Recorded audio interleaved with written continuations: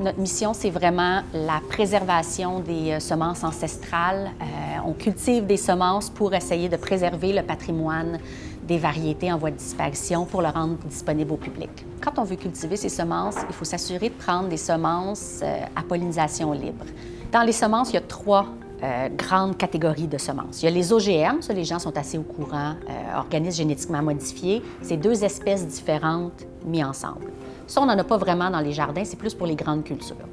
On a les hybrides, qui sont deux variétés, donc du maïs avec du maïs ou un haricot avec un haricot, mis ensemble et qui sont vendus, mais qui ne peuvent pas être récupérés dans les semences parce que justement, c'est deux variétés mises ensemble et on va avoir n'importe quoi si on récupère les semences. Les semences à pollinisation libre, c'est des semences que tu peux replanter selon certaines règles, année après année. Tu sais, un haricot jaune va donner un haricot jaune la première année, la deuxième année, la troisième année, puis c'est une culture comme ça dont on peut récupérer les semences. Les semences à pollinisation libre ont cette caractéristique-là d'être diversifiées. Donc, il y en a des un petit peu plus hautes, un petit peu plus tardives, un petit peu plus grosses. C'est ça qui fait la richesse, puis c'est ça surtout qui fait qu'on a une biodiversité au jardin puis qu'on ne perd pas tout s'il y a une maladie ou s'il arrive un intempérie ou quelque chose.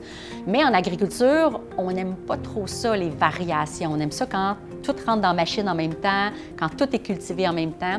Depuis 100 ans, il y a une grande érosion génétique. Les variétés ancestrales sont perdues, ont été remplacées par des variétés plus nouvelles qui conviennent mieux à l'industrialisation de la nourriture, au transport long.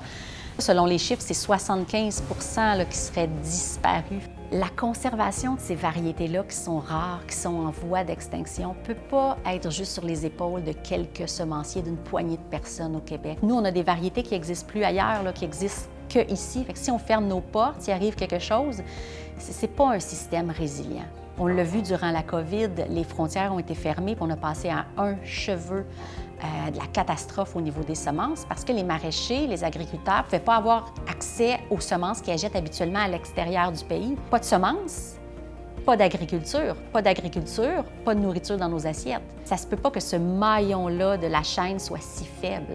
Mon rêve, c'est que les gens, quand ils jardinent, quand ils font de l'agriculture, que ça soit inclus la culture des semences, la conservation, parce qu'il pourrait y avoir un partage entre les gens. Ça ferait une agriculture beaucoup plus résiliente, là.